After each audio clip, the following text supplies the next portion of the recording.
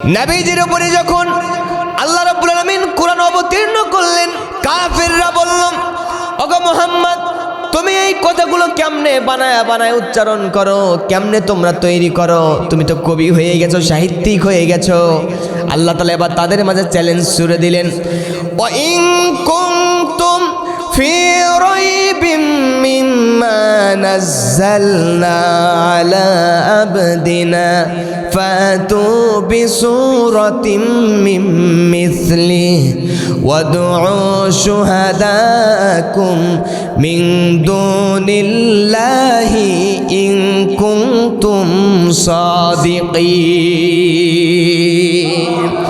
আল্লাহ তাআলা বললেন, কোরআনের চ্যালেঞ্জ ছুড়ে দিলেন, হে দুনিয়ার মানুষেরা, হে মক্কার কাফির বেদিনার মুশরিকের মুনাফিকরা, তোমরা শুনে নিয়ে যাও। তোমরা যদি মনে করো এই কোরআন, এই কিতাব কোরআন শরীফ মুহাম্মদ সাল্লাল্লাহু আলাইহি ওয়াসাল্লাম বানিয়ে তেলাওয়াত করেন, তাহলে তোমাদের মাঝে আমি রব চ্যালেঞ্জ করে দিলাম, চ্যালেঞ্জ দিয়ে জানায়া দিলাম, এইরকম কোরআনের একটা সূরা তৈরি করে নিয়ে আসো, অনুরূপ একটা কপি তৈরি করে নিয়ে আসো। বাংলাদেশে একজন ভণ্ড বাউল, নাম কি, নাম মনে আছে? একটা ভণ্ড বাউলের আবির্ভাব হয়েছে, নাম তার হচ্ছে আবুল সরকার। সে আমার আল্লাহর কোরআনকে নিয়ে, আল্লাহর কালামকে নিয়ে এত বিশ্রী মন্তব্য করেছে, যেই কথা আমরা মুখে উচ্চারণ করতে পারবো না। তার কথা এমনটাই বোঝাচ্ছে আল্লাহর এই কথার নাকি, আল্লাহর কালামের নাকি আগা মাথা নাই। নাউজুবিল্লাহ বলবেন না? সে নাকি বোঝে না যে আল্লাহর এই কালামের ভিতরে কি বলেছে। আল্লাহ নাকি এক মুখ দিয়ে নাকি অনেকগুলো কথা বলে। নাউজুবিল্লাহ বলবেন না? এত বড় কথা যিনি বলতে পারে। আমি পড়লাম, ইমাম আহমদকে জিজ্ঞাসা করা হয়েছিল, যেই ব্যক্তি আল্লাহকে গালি দিবে, আল্লাহ রসুলকে গালমন্দ করবে, তার শাস্তি কি হতে পারে? তিনি বলছেন, যারা আল্লাহ এবং রসুলকে গালি দিবে এই ব্যক্তি হচ্ছে মোরতাদ, আর মোরতাদকে হত্যা করা ওয়াজিব। আল্লাহু আকবার কর। তাহলে আবুল সরকার নামের যে ভণ্ড বাউল আল্লাহকে নিয়ে গালমন্দ করলো, আল্লাহকে নিয়ে কটূক্তি করলো, আল্লাহর কথাকে নিয়ে যারা ব্যঙ্গ করলো, একে গ্রেফতার করেছে। ঠিক না ভাই? ঠিক। আপনারা এর শাস্তি চান কি চান না? একে গ্রেফতার করেছে, কারণ আল্লাহ তো আমাদের রব। ঠিক না ভাই? ঠিক। আমাদের রবকে নিয়ে যেই ব্যক্তি গালমন্দ করবে, বিদ্বেষমূলক কথাবার্তা ছড়াবে, এই ব্যক্তির এই পৃথিবীতে আল্লাহর দুনিয়ায় থাকবার পরে অক্সিজেন নিয়ে শ্বাস প্রশ্বাস গ্রহণ করার ক্ষমতা আর সে রাখে না। ঠিক কিনা? আমরা স্পষ্ট ভাষায় জানিয়ে দিতে চাই, যেই ব্যক্তি আমার রবকে নিয়ে কুরুচিপূর্ণ কথা বলতে পারে, প্রকাশ্যে দিবালোকে বাইতুল মুকাররমের সামনে এই শয়তানটারে ফাঁসির রশিতে ঝুলাতে হবে। কথা কোন ঠিক কিনা? এইরকম একটা কুলাঙ্গার ভণ্ড শয়তান বাউল নামের আবুল সরকারকে যদি বাংলার আদালত থেকে যদি ফাঁসির রশিতে ঝুলানো যায়, আগামীতে কোনো বাউল নামের কোনো ভণ্ড আমার রবকে নিয়ে, রসুলকে নিয়ে কোনো কটূক্তি করতে পারবে না। কতক্ষণ ঠিক কিনা? আমাদের প্রাণের দাবি, জালসুকা বাইতুল ফালা মসজিদ থেকে আমরা জানিয়ে দিতে চাই, সরকারের কাছে আমরা বলবো, আগামীতে কোনো শয়তান যদি এইরকম কোনো আচরণ করে, বাউল সরকারকে, এই আবুল সরকারকে গ্রেপ্তারের মাধ্যমে শেষ দিলে হবে না, একে চূড়ান্ত বিচার করে শাস্তির আদালতে নিয়ে এসে ফাঁসির রশিদে ঝুলান। দেখবেন আগামীতে কোনো শয়তান আমার রবকে নিয়ে কটূক্তি করার সাহস পাবে না। কতক্ষণ ঠিক কিনা? আল্লাহ রাব্বুল আলামিন বলছেন, যারা আল্লাহ এবং তার রসুলকে গালি দিবে, গালমন্দ করবে, কটূক্তি করবে, আপনার প্রশ্ন আসতে পারে, হুজুর এত গরম কথা মসজিদে আপনি বললেন, তার পক্ষে আপনি দলিল দেন। কারণ আল্লাহ বলেছেন, কুল হাতু বুরহানাকুম ইন কুনতুম সাদিকিন। আপনি যদি কাউকে যদি কাফের বলেন, তার পিছনে দলিল লাগবে কি লাগবে না? কাউরে যদি মুনাফিক বলেন, তার পিছনে দলিল লাগবে। কাউরে যদি শয়তান বলেন, তার পিছনে আপনার দলিল লাগবে। কাউরে যদি ভণ্ড বলেন, তার পিছনে দলিল লাগবে। কাউরে যদি একেবারে যদি জান্নাতি মানুষ বলেন, তার পিছনেও দলিল লাগবে কি লাগবে না? আমি যে বললাম এর শাস্তি ফাঁসি হওয়া লাগবে। আল্লাহ এবং রসুলকে যারা গালি দেবে তাদের জন্য শাস্তি কি হবে কোরআন শরীফে আছে না নাই? আল্লাহ রাব্বুল আলামিন বলছেন, সূরা আহজাব 57 নম্বর আয়াত, ইন্নাল্লাযীনা ইউযুনাল্লাহা ওয়া রাসূলাহু লা'নাহুমুল্লাহু ফিদ দুনিয়া ওয়াল আখিরা ওয়া আ'আদ্দা লাহুম আযাবাম মুহিনা। আল্লাহ রাব্বুল আলামিন বলছেন, যেই বান্দা বান্দিরা দুনিয়াতে থাকবার পরে আল্লাহ এবং তার রসুলকে গালি দেবে, গালমন্দ করবে, অশ্লীল ফাহিশা ভাষায় কথাবার্তা বলবে, আল্লাহ তাআলা ডাক দিয়ে বলতেছেন এই ব্যক্তিদের উপরে লানাহুমুল্লাহ, আল্লাহ পাকের লানত, আল্লাহ পাকের অভিশাপ।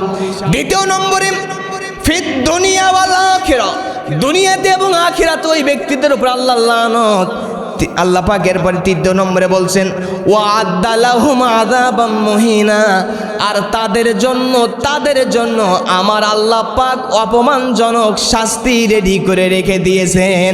আপনারা একদিন না একদিন দেখবেন যে ব্যক্তি আল্লাহ এবং রসুলকে নিয়ে বাজে কথা বলে, কটূক্তি করে, আপনারা লক্ষ্য করে দেখবেন আজ না হলেও 10 বছর পরেও যদি এই ব্যক্তি বেঁচে থাকে, যদি আদালত থেকে যদি মাপ পেয়ে যায়, দেখবেন লাঞ্ছিতভাবে এদের মৃত্যু দুনিয়াতেই হয়। কথা কোন ঠিক কিনা?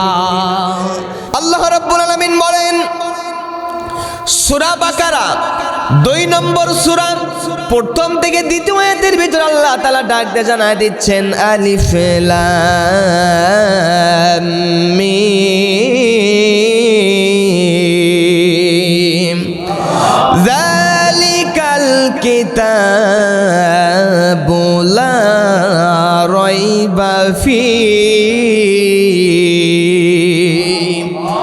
আল্লাহ রাব্বুল আলামিন বলছেন আলিফ লাম মিম, এগুলোর অর্থ আমার রব জানেন, রব্বুল আলামিন জানেন।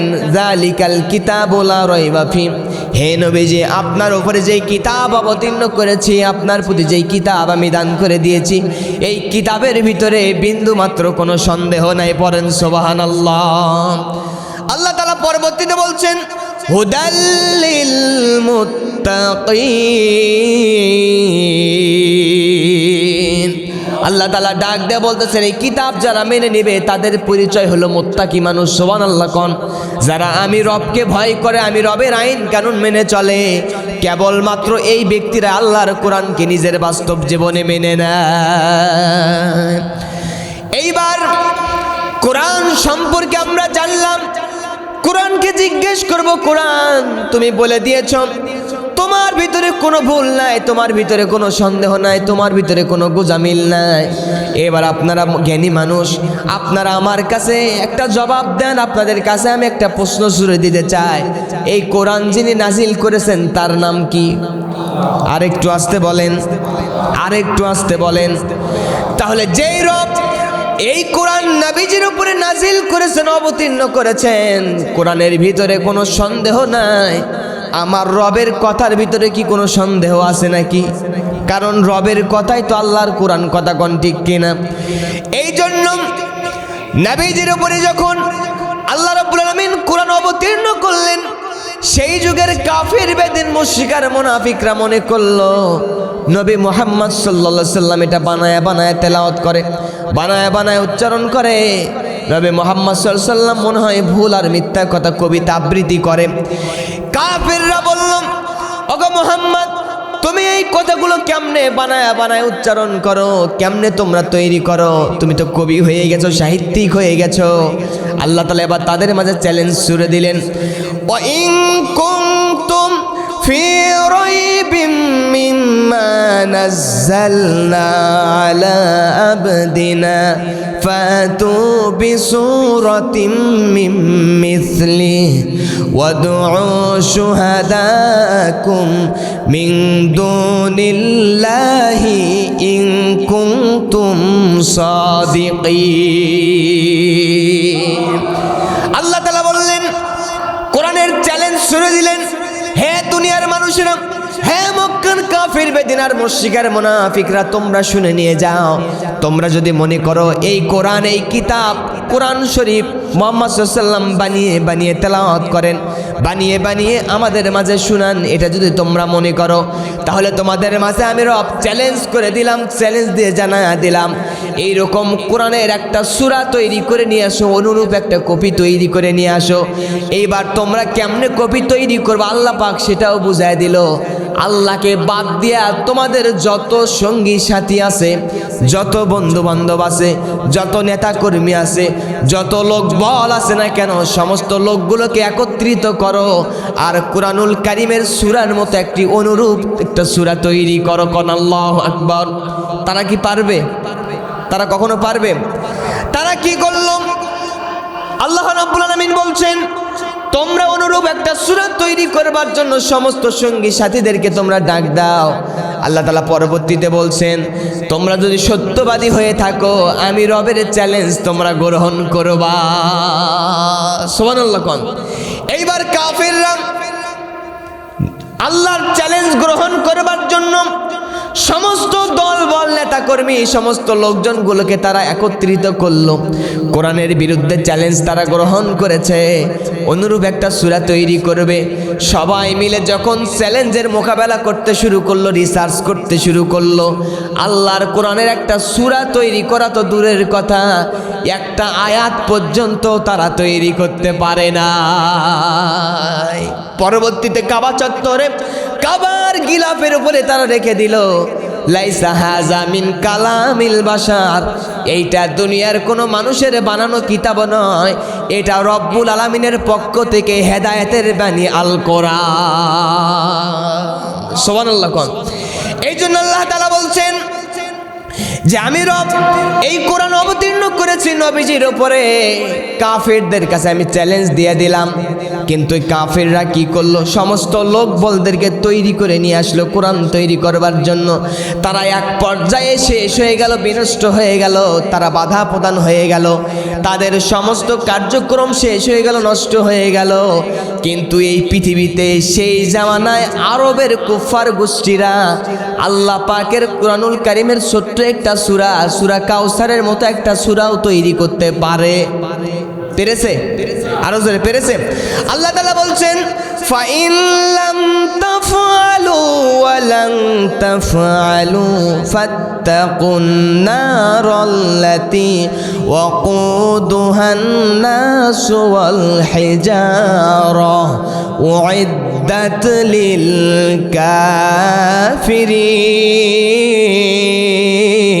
কাফিরিন। আল্লাহ রাব্বুল আলামিন বলছেন, ফাইন লাম তাফআলু ওয়া লান তাফআলু, তারা কোনোদিন এটা করতে পারবে না, তারা কোনোদিন কোরআনুল কারীম তৈরি করতে পারবে না, সূরা বা আয়াত তৈরি করতে পারবে না। এই চ্যালেঞ্জ দিয়েছেন যিনি, তিনি কে? আরো জোরে, আল্লাহর কথা সত্য না মিথ্যা? কথা বলেন, সত্য না মিথ্যা? আল্লাহ তাআলা বলছেন, ওমান আসদাকু মিনাল্লাহি কিলা, আমি রবের কথার চাইতে আর কার কথা সত্য হতে পারে? আল্লাহু আকবার কোন। ওমান আসদাকু মিনাল্লাহি হাদিসা, আমি রবের বাণীর চাইতে কার বাণী উত্তম হতে পারে, সত্য হতে পারে? আল্লাহু আকবার বলবেন না? আল্লাহর চ্যালেঞ্জ সেই দিন কাফেররা গ্রহণ করেও এই চ্যালেঞ্জের উপরে তারা সাকসেস হতে পারেন। আরো জোরে কোন, পারেন? আজ অবধি 1400 বছর পার হয়ে যাচ্ছে, আল্লাহর এই চ্যালেঞ্জ মোকাবেলা করে এই পৃথিবীতে কেউ সফল কাম হতে পারে? যদি তাই পারতো, আল্লাহর কোরআন এটার মতো আর একটা কিতাব তো কেউ তৈরি করতে পারতো, ঠিক কি না? কিন্তু এটা যেটা পারবে না, যিনি বলেছেন তিনি কে? আরো জোরে বলেন। অনেক বিজ্ঞানীরা এসেছিল আল কোরআনের ভুল ধরবার জন্য, ডক্টর মরিস বুকাইলি, তারপরে ভারতের শিব শক্তি শঙ্কর, হিন্দুদের অনেক বড় তিনি একটা দেবতা ছিলেন, মান্যবর মানুষ ছিলেন। তিনি কোরআনের ভুল ধরতে গিয়া স্বপ্নের ভিতরে আমার নবীজিকে দেখে কোরআনের ভুল ধরতে এসে তিনি ইসলাম গ্রহণ করে ফেলেছিলেন। সুবহানাল্লাহ বলবেন না? ইসলাম গ্রহণের পর তার নাম হয় ইসলামুল হক, ডক্টর ইসলামুল হক। আল্লাহু আকবার বলেন। এই জন্য কোরআনকে যারা ভুল ধরতে এসেছিল, আল্লাহ যদি তাদেরকে হেদায়াত দিয়ে থাকেন, যাদের মাঝে হেদায়াত দিয়েছিলেন, হেদায়েত দেওয়ার কারণে আল্লাহ তাদেরকে হেদায়েতের রাস্তায় নিয়ে এসে ইসলাম আর মুসলমান বানিয়ে দিয়েছেন। আল্লাহু আকবার কোন মুসলমান ভাইরা আমার। তাহলে আল্লাহর এই কোরআনের ভিতরে কোনো ভুল আছে? আছে? কোরআনকে আপনি যেই জিজ্ঞাসাই করবেন, কোরআন সেই প্রশ্নের উত্তর ঘ্যাট ঘ্যাট করে দিয়ে দেবে। সুবহানাল্লাহ বলবেন না? কোরআনকে জিজ্ঞেস করব, কোরআন বুঝলাম তোমাকে আমার রব নাজিল করেছেন, তুমি বুঝলাম তুমি আল্লাহর পক্ষ থেকে অবতীর্ণ একটি কিতাব। এবার তোমাকে জিজ্ঞেস করব, কোরআন আপনাদের মাঝে যদি কোনো অপরিচিত মানুষ আপনাদের মসজিদে আসে, আপনারা তাকে জিজ্ঞেস করবেন কি করবেন না, তোমার বাড়ি কোথায়? জিজ্ঞেস করবেন না? এইবার কোরআনকে জিজ্ঞেস করতেছি জালসুকা মসজিদ থেকে, ওগো কোরআন তুমি তোমার পরিচয় ডাক দে জানায় দাও, তুমি তোমার পরিচয় বলে দাও, তোমার বাড়ি কোথায়, তোমার বাসা কোথায়, তোমার উৎপত্তি স্থল কোথায় ছিল, তুমি কোথায় থেকে এসেছো আমাদের মাঝে। কোরআন সূরা বুরুজ 30 নম্বর পারার ভিতর আল্লাহ পাক ডাক দে জানায় দিচ্ছেন। আল্লাহ রাব্বুল আলামিন কত চমৎকার করে কোরআনের বাড়ি কোথায়, বাসা কোথায় পরিষ্কার করে জানায় দিচ্ছেন। আল্লাহ তাআলা বলছেন, আল্লাহ তাআলা কোরআনুল কারীমের ভিতরে ডাক দিয়ে জানায় দিচ্ছেন, বাল হুয়া কুরআনুম মাজিদ ফি লাউহিম মাহফুজ। আল্লাহ রাব্বুল আলামিন বলছেন, এই কোরআনুল কারীম আমি রব নবীজির উপরে নাজিল করেছি। কোরআনের বাড়ি হচ্ছে, কোরআনের ভাষা হচ্ছে সংরক্ষিত স্থান, সেটার নাম হচ্ছে লাউহে মাহফুজ। সুবহানাল্লাহ। এবার কোরআনকে জিজ্ঞেস করব, ওগো কোরআন তুমি যে আমাদের মাঝে এসেছো, আগমন করেছো, নবীজির মাধ্যমে তোমার উপরে নাজিল করা হয়েছে, আমার রব তোমাকে নাজিল করে দিয়েছেন, তোমার উদ্দেশ্য কি, তুমি কিসের জন্য আমাদের কাছে এসেছো একটু জানায় দাও। আল্লাহর কোরআন সূরা ইব্রাহিমের 2 নম্বর আয়াতের ভিতরে ডাক দিয়ে জানায় দিচ্ছেন, কিতাবুন আনজালনাহু ইলাইকা লিতুখরিজান নাসা মিনাজ যুলুমাতি ইলান নূর। আল্লাহর কোরআন ডাক দিয়ে বলতেছে, হে দুনিয়ার মানব জাতিরা, হে জিন জাতিরা, তোমরা শুনে নিয়ে যাও, আল কোরআন আল্লাহ পাক আমাকে নাজিল করেছেন, অবতীর্ণ করেছেন উদ্দেশ্য একটাই, এই কোরআন মেনে নেবার মাধ্যমে এই পৃথিবীর সমস্ত মানব জাতি আর জিন জাতিকে আমার রব হেদায়েতের পথ, নূরের পথ দেখায়া দিবে। কোরআনকে জিজ্ঞেস করবো, গো কোরআন তুমি যেহেতু নূরের পথ, হেদায়েতের পথ তুমি দেখায়া দিবা, কিন্তু সমাজের ভিতরে, এলাকার ভিতরে, দেশের ভিতরে, আন্তর্জাতিক অঙ্গনে, গোটা পৃথিবীতে হাজার হাজার কাফের, কুফার, মুশরিক, মুনাফিকরা, হাজারো বাতিল দলগুলো তোমার সামনে উৎপেতে টেকে আছে তোমাকে বিনষ্ট করার জন্য, তোমাকে দাবায় রাখবার জন্য। ওগো কোরআন তুমি জবাব দাও, তখন এতগুলো চাপের মুখে তুমি কেমনে আবার উপর দিকে আসবে? সুবহানাল্লাহ বলবেন না? আল্লাহ তাআলা বলছেন, ইউরিদুনা লিইউতফিউ নূরাল্লাহি বিআফওয়াহিহিম ওয়াল্লাহু মুতিম্মু নূরিহি ওয়ালাউ কারিহাল কাফিরুন। আল্লাহর কোরআন চমৎকার করে যেই প্রশ্ন আপনি করবেন চমৎকার করে উত্তর দিচ্ছে যে আল কোরআনের আলোকে নিভিয়ে দেওয়ার জন্য কাফেররা চাইবে নিজের ফুৎকারের মাধ্যমে আল্লাহর কোরআনকে নির্বাপিত করতে। আল্লাহ তাআলা ডাক দিয়ে জানায় দিচ্ছেন, আল্লাহু মুতিম্মু নূরিহি, হে কাফের গোষ্ঠীরা তোমরা জেনে রেখে দাও, আমি রব আমার আলো মানে আমার কোরআনকে পৃথিবীতে প্রজ্বলিত করব। কাফের বেদিন মুশরিকরা যতই মন খারাপ করুক, কথা কোন ঠিক কিনা? আল্লাহর কোরআন জবাব দিচ্ছে। এইবার আল্লাহর কোরআনকে বলবো, ওগো কোরআন বুঝলাম তুমি কাফিরদের চ্যালেঞ্জের মোকাবেলা করবা, কাফিরদের বিরুদ্ধে অবস্থান করে তুমি তোমার আলোকে প্রজ্বলিত করবা, তুমি সামনের দিকে অগ্রসর হবা, অ্যাডভান্স হয়ে যাবা। এইবার তুমি জানায় দাও তারা তোমার উপরে বাধা প্রদান করবে, চাপ দিবে, এই সময় তোমাকে হেফাজত করবে কে? এই সময় তুমি কোথায় যাবা, কোথায় লুকাবা, তোমার এবার ঠিকানা কোথায় হবে? আল্লাহর কোরআন সূরা হিজর 9 নম্বর আয়াতের ভিতরে চমৎকার করে ডাক দিয়ে জানায় দিচ্ছেন, ইন্না নাহনু নাযালনা যিকরা ওয়া ইন্না লাহু লাহাফিজুন। আল্লাহ তাআলা চমৎকার করে বলতেছেন, হে দুনিয়ার মুসলমানেরা, হে দুনিয়ার কাফেররা, হে দুনিয়ার মুশরিকরা, শুনে রাখো, এই কোরআন অবতীর্ণ করেছি আমি আল্লাহ, আর এই কোরআন হেফাজতের দায়িত্ব আমি আল্লাহ আমার নিজের কুদরতি হাতের উপরে রেখে দিয়েছি। গতকালকে শিবগঞ্জের একটা মাহফিলে বলেছিলাম যে এই কোরআন হেফাজতের দায়িত্ব নিয়েছেন আল্লাহ। বিগত 17 বছরে ওরা চেষ্টা করেছিল, ওরা চিন্তা করেছিল কোরআনের শ্রেষ্ঠ মুফাসসির, কোরআনের বাকি আল্লামা সাঈদীরে যদি ফাঁসি দেয়া যদি বিদায় করা যায়, বাংলার জমিনে মনে হয় কোরআন বলা কোনো মানুষ থাকবে না। কথা কোন ঠিক না ব্যাটি? কিন্তু একটা লাইট যখন কিংবা একটা মেহগনি গাছের মাথা যখন আপনি কেটে দিবেন, কিংবা ওই যে আকাশমণি গাছ যেটা বলে, ঠিক কিনা, মাথা যখন আপনি কেটে দিবেন, তখন কিন্তু ওখান থেকে অনেকগুলো গাছ বাসলা ডাল বের হয় কি হয় না? আরো জোরে বলেন, হয় কি হয় না? ওরা মনে করেছিল বড় হুজুরকে মেরে দিলে তাফসির করার লোকজন থাকবে না, আলেম ওলামা মনে হয় আর কথা বলতে পারবে না, কিন্তু ওদের পরিচয় ব্যর্থ হয়ে গেছে। আল্লাহ যে হেফাজত করবেন কোরআন, তার প্রমাণ হচ্ছে এক হুজুরকে বন্ধ করেছিল, লক্ষ লক্ষ হুজুর বাংলার জমিনে জন্ম নিয়েছিল তাফসির করার জন্য। কথা কোন ঠিক কিনা? এই জন্য আল্লাহর কোরআনের উপরে হাত দিতে যারাই আসবে, গোটা পৃথিবী থেকে নিশ্চিহ্ন হয়ে যাবে। কথা কোন ঠিক কিনা? আল্লাহর এই কোরআনের কারিমের কথা সমস্ত কিছু একেবারে পরিষ্কার। আল্লাহ বলেছেন, ওমান আসদাকু মিনাল্লাহি হাদিসা, আমি রবের কথার চাইতে পরিষ্কার কথা, উত্তম কথা, সত্য কথাই পৃথিবীতে কারো হতে পারে